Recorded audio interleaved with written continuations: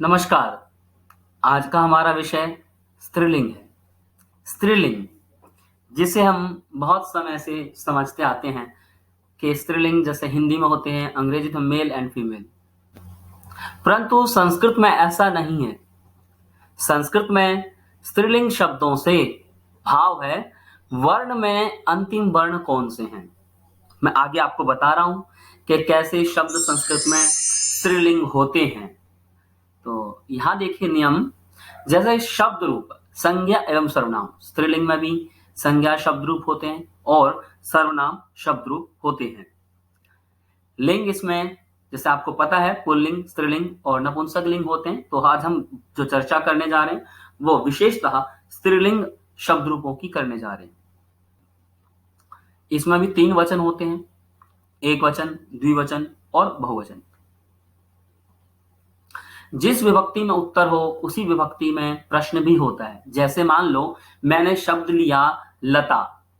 अब लता का मुझे प्रश्न निर्माण बनाना है तो मैं स्त्रीलिंग का ही प्रश्न निर्माण लूंगा, जैसे का। अब शब्द रूप बनाते समय वचन और लिंग का भी ध्यान रखना चाहिए। संस्कृत के सभी शब्द रूप समझकर याद होने चाहिए। तो एक भी शब्द रूप हमने समझ लिया तो एक शब्द रूप के आधार पे बहुत सारे शब्द रूप बनाए जा सकते हैं। जैसे कि मैं आपको अभी बताऊंगा किस प्रकार से हम लोग बाला या कुछ ऐसे शब्द सिद्ध करते हैं, तो उसी आधार पे हमारा उमा, महिला इत्यादि शब्द बनते हैं। नियम देखिए, जिस शब्द नाम इनके विशेष नियम यहाँ पे हैं। क्या है, शब्द रूपों को मात्राओं के अनुसार बांटा जाता है। अर्थात जो वर्ण मात्रा शब्द के सबसे अंतिम में होगा उस शब्द रूप को उसके अनुसार ही नाम दिया जाएगा। जैसे बाला अर्थात लड़की, ब हलंत प्लस आ प्लस ल हलंत प्लस आ, तो बाला शब्द में अंतिम स्वर आ आता है, तो इसे हम आकारांत आ है अंत में जिसके शब्द कहेंगे। यानी जो भी आकारांत शब्द हैं वो सारे स्त्रीलिंग हैं। ठीक है, जैसे मैंने कहा महिला, लेखिका, पाचिका, अर्चिका, जो भी जिसके अंत में आ हो सारे शब्द वो स्त्रीलिंग होते हैं। वैसे हम नामों में प्रयोग देखते हैं, गीता, नीता, सीता इत्यादि।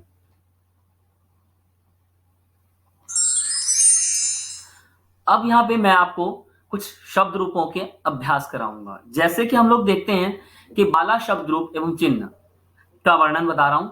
आप यहाँ देख सकते हैं subject, object, by, with, for, from, of, in, on.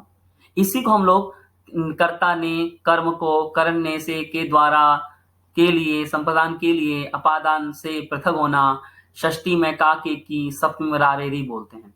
परंतु सामान्य तौर पे अंग्रेजी से इन सभी शब्दों का सबसे परिचय है। Object, subject, by, with, for, from, of, in and on. प्राय अंग्रेजी के वाक्यों में भी ये प्रीपोजिशंस के तौर पे प्रयोग होते हैं। तो आज हम सर्वप्रथम बाला शब्द का अभ्यास करेंगे। शब्दों का अभ्यास करने से पहले मैं यहाँ कुछ चीजें बता देना चाहता हूं। जैसे कि यहाँ देखिए बाला, तो मूल में बाला है, तो यहाँ ये अंत में क्या है, अंतिम वर्ण। यहाँ अंतिम वर्ण होगा हमारा, मैं यहाँ आपको समझा देता हूं। यानी अंत में है यहाँ पे ला नहीं बोलना है, ल हलंत प्लस आ, तो अंत में क्या आया, बाला में आ। उसी प्रकार लता में क्या आएगा, आ। उसी प्रकार महिला में क्या आएगा, आ। उसी प्रकार सीता में क्या आएगा, आ। तो जिसके अंत में है वे सारे शब्द आ है। अब इसको याद करने का सबसे सरल विधि मैं आपको बता रहा हूं। याद करिए या रियाज करिए, एक शब्द रूप का भी रियाज हो जाएगा। तो इस आधार पर हम हजारों, लाखों, करोड़ों शब्द रूप बना सकते हैं। बस हमें वर्ण विच्छेद का सही ज्ञान होना चाहिए। तो चलिए अभी अभ्यास करेंगे। तो कैसे करेंगे, बाला, बाले, बाला, प्रथमा। तो हमें ये तो पता है सब्जेक्ट क्या है, इसमें ऑब्जेक्ट क्या है। तो बस हमें अब अभ्यास तो हम जैसे ये टेबल ले रहे हैं तो इसके सामने वाली इस शब्द को यानी इस विभक्ति को अंत में बोलना है। यानी ऐसे कोई शब्द होते हैं तो प्रथमा के अंदर आते हैं। ठीक है, तो अभ्यास करते हैं। बाला, बाले, बाला, प्रथमा। बालम बाले बाला द्वितीया, बालयाः बालाभ्याम बालाभि तृतीया, बालायै बालाभ्याम बालाभ्य चतुर्थी, बालायाः बालाभ्याम बालाभ्य पंचमी, बालायाः बालयोः बालानां षष्ठी, बालायां बालयोः बालासु सप्तमी। इस प्रकार से हमने देखा कि प्रायः इसी प्रकार से हम ये बाला शब्द रूप याद करेंगे तो हमें इसमें क्या करना है, ध्यान से हमें ध्यान से देखना है कि इसमें एक्स्ट्रा वर्ड्स क्या आ रहे हैं। जैसे यहाँ ए आ रहा है, यहाँ ये आ रहा है, इसमें म लग रहा है। तो यानी अब मान लीजिए मैं आपको बनाना सिखाता हूं। मान लो हमने शब्द लिया सीता और हमें द्वितीया विभक्ति का प्रयोग करना है। ऑब्जेक्ट यानी प्रायम को का कारक चिन्ह प्रयोग करते हैं, लता को, वृक्ष को। मान लो लता करूंगा तो मैं लताम, उमा करूंगा तो उमाम, अंबा करूंगा अंबाम, सिर्फ महिला महिलाम, गीता गीताम। इस प्रकार से हम प्रयोग करेंगे। इसी प्रकार तृतीया में देखिए यहां पे लिखा है बालया, तो हम लोग क्या करेंगे, एक उस आ को हटा के या करेंगे। तो क्या होगा, यहां पे क्या होगा, बालया, यानी बाला पूरा नहीं है, एक अ हटा है तो बालया। सब महिला का क्या होगा, महिलया, लता का लतया, लेखिका लेखिकया। इस प्रकार से आ को हटा के या लगा देंगे। ये सरल विधि है बिल्कुल। सिवाय यही देखेंगे, यहां देखो बाला शब्द ऐसे ही लगा है, एक्स्ट्रा क्या है, यही। तो महिला में क्या हो जाएगा, महिला यही, लेखिका यही, लता यही, विद्या यही। बिल्कुल सरल विधि है ये। इसी प्रकार बाला या में क्या एक्स्ट्रा है, बाला के बाद या, तो महिला में क्या होगा, महिला यह, लेखिका यह, वाचिका यह। इसी प्रकार से यहां पे भी है, देख सकते हैं हम।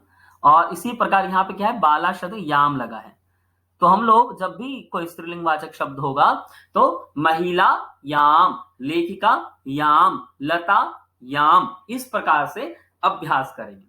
तो यहां मैं कुछ आपको बता दे रहा हूं, इस प्रकार से हम प्रयोग को अपना सकते हैं और नए नए तरीके से संज्ञा शब्द रूपों का प्रयोग कर सकते हैं। देखिए यहां पे मैंने कुछ अभ्यास दिया है, यानी ये बाला शब्द करने के बाद हमें इसी प्रकार से बालिका, लता, महिला, शिक्षिका, अजा, अंबा, उमा, लेखिका और छात्रा शब्द रूपों का प्रयोग करेंगे। मैं आपको 100% बोल रहा हूं कि इस तरीके से आप स्त्रीलिंग के जो आकारांत शब्द हैं, एक दो नहीं हजारों शब्द रूप आप खुद स्वयं अपने आप बना सकते हैं और समझ सकते हैं और स्मरण भी बहुत जल्द कर सकते हैं। इत्यादि अर्थों को भी आप समझ सकते हैं सरलता से। जैसे यहां पे इसका मतलब क्या होगा, अब बात उठती अंत में कि भाई हमने ये समझ तो लिए, याद भी कर लिए, परंतु इसके वास्तव में अर्थों का कैसे पता लगाएं। तो यहाँ बालाम शब्द है, तो यहाँ क्या होगा, एक बाला को। इसी प्रकार बाल, यह बाला से, फोर, तो इसका क्या होगा, बाला, यही का क्या अर्थ होगा, बाला के लिए, या ठीक है, बच्चा कहते हैं बाला को, ठीक है। बाला यह यानी बालिका से पृथक होना, अलग होना। बाला यह, षष्ठी का क्या अर्थ होगा, बालिका, बाला, का, के, की इत्यादि। इन एंड ऑन, इसका मतलब क्या, बाला में या बाल इत्यादि। इस प्रकार से हम इनके अर्थ भी लगा सकते हैं। 1 2 3 कितनी भी संख्या हो, 2 होगा तो यदि तो द्विवचन का प्रयोग करेंगे, और यदि वो बहुवचन होगा तो बहुवचन में हम इसका प्रयोग करेंगे। इस प्रकार से मुझे पूरी उम्मीद है कि आप लोगों को ये चीज अच्छे से समझ में आ गई होगी।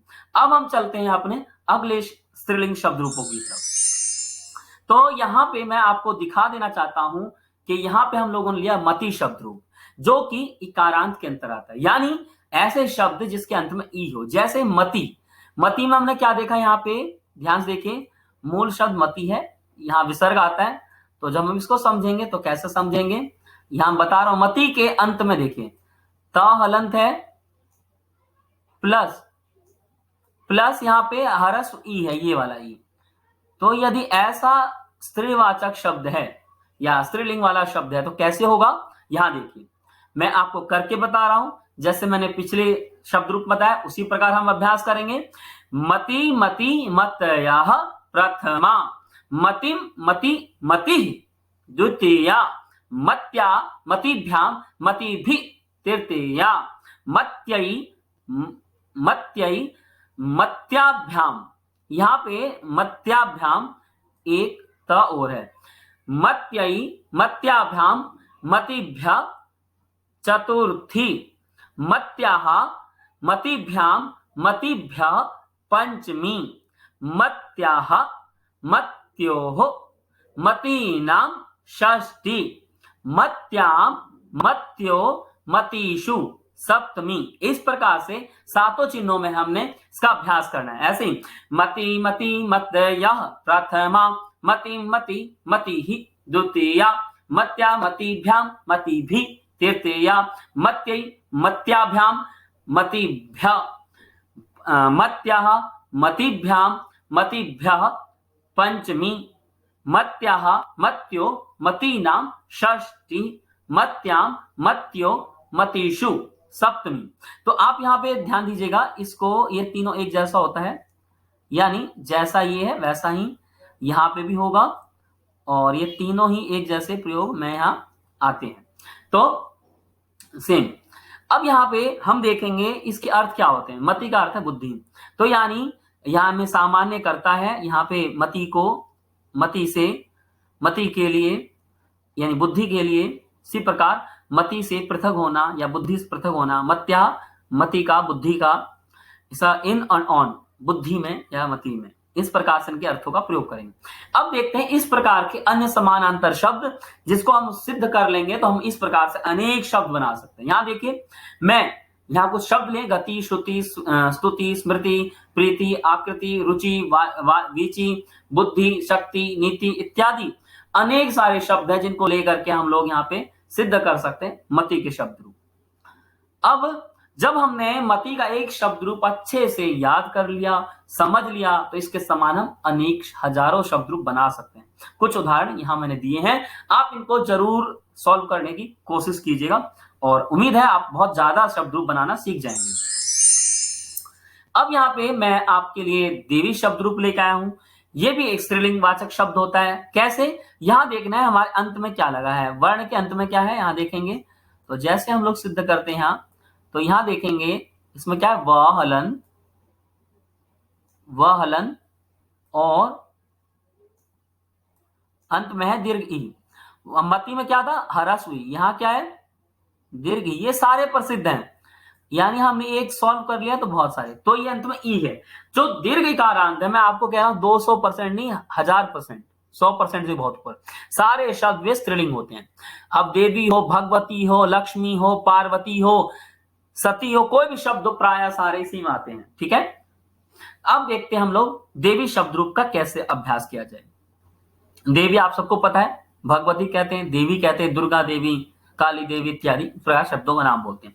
देवी देव्यौ देव्यः प्रथमा, देवीं देव्यौ देवी द्वितीया, देव्या देवीभ्याम देवीभिः तृतीया, देव्यै देवीभ्याम देवीभ्यः चतुर्थी, देव्या देवीभ्याम देवीभ्यः पंचमी, देव्या देव्यौ देवीनां षष्ठी, देव्यां देव्यौ देवीषु सप्तमी। इस प्रकार से हम लोग देवी के शब्द रूप समझते हैं, पढ़ते हैं। जैसे कि दुर्गा देव्यै नमः, हम देखते हैं ना देव्यै नमः, तो ये वही देव्यै होता है। इसका अर्थ क्या था, देवी नमः योगे चतुर्थी, तो यहाँ पे 4 लगता है देवी के लिए। अब देखते हैं इसके अर्थ क्या बनेंगे। सामान्य देवी, देवी जाती है या ऐसे प्रकार से, या भगवती जाती है। तो देवीम देवी को, देवी को, देव्यः देवी के द्वारा, देवी से, देव्यै देवी के लिए, देव्याः देवी से अलग होना, पृथक होना, देव्याः देवी की, का के की इत्यादि शब्द लगते हैं। देवी का, देवी की इत्यादि। देव्याम, देव्याम इन एंड ऑन, यानी देवी में। हम लोग प्राय जब नवरात्रे होते हैं तो देवी शब्दों का प्रयोग करते हैं, तो इस शब्दों के माध्यम से आप अनेक शब्द रूपों का प्रयोग कर सकते हैं। आगे देखता हूं, इसमें आपको बताता हूं। यहाँ पे सेम इसका द्विवचन का भी प्रयोग होगा तो ये आएंगे, और बहुवचन का प्रयोग होगा तो ये आएंगे। तो बस हमें यहां देखना है किस शब्दों के अंत में ई आता है। मैं यहां कुछ उदाहरण बता देता हूं आपको, आप इस आधार पे और भी शब्द रूपों को समझ सकते हैं। जैसे मैंने यहाँ पे नदी, नारी, स्त्री, लक्ष्मी, सरस्वती, जननी, कुंती, पत्नी, पृथ्वी, जानकी इत्यादि शब्द दिए हैं। और भी बहुत सारे शब्द होते हैं संस्कृत में, दरवी इत्यादि शब्द आप देख सकते हैं, जिसके द्वारा आप अनेक शब्द रूप बना सकते हैं। और आपने इन सभी का अभ्यास भी करना है। जैसे नदी, नारी, स्त्री, लक्ष्मी, सभी शब्द रूप एक जैसे होते हैं। और ये जिन भी शब्दों के अंत में दीर्घ ई हो, वे सारे स्त्रीलिंग शब्द हैं। आप इस प्रकार समझ सकते हैं। अब यहां हम लोग एक और स्त्रीवाचक शब्द करते हैं। ये प्राय एक ही मिलता है, मातृ, परंतु मातृ पितृ संस्कृत शब्द रूपों में बहुत ही प्रसिद्ध है। तो आज हम देखते हैं मातृ शब्द रूप को कैसे करेंगे। और आपको बता दूं, मातृ और पितृ शब्द में सिर्फ एक यहीं पे अंतर है, और कोई अंतर नहीं। यहां मातृ होता है, वहां पे पितृ, पितरो, पितरा, पितरम, पितरो, पितृन, यानी वहां न हलंत एक एक्स्ट्रा लगता है, पर बाकी सारा सेम है। मातृ और पितृ में कोई भी अंतर नहीं है। तो मैंने अवांतर से आपको एक पितृ शब्द रूप भी बता दिया है, परंतु हम लोग यहां आज बैठे हैं विशेषतः स्त्रीलिंग शब्द रूपों को समझने के लिए। अब देखिए मातृ शब्द रूपों कैसे करेंगे हम लोग। अब यहाँ पे उसी प्रकार से हमारा पैटर्न होगा जैसे हमने पीछे शब्द रूप किए। तो माता, मातरौ, मातरः प्रथमा, मातरम, मातरौ, मातृ द्वितीया, मात्रा, मातृभ्याम, मातृभि तृतीया, मात्रे, मातृभ्याम, मातृभ्य चतुर्थी, मातु, मातृभ्याम, मातृभ्य पंचमी, मातु, मात्रौ, मातॄणाम षष्ठी, मातृ, मात्रौ, मातृषु सप्तमी। इस प्रकार से मातृ शब्द का अर्थ माता होता है सामान्य तौर पे।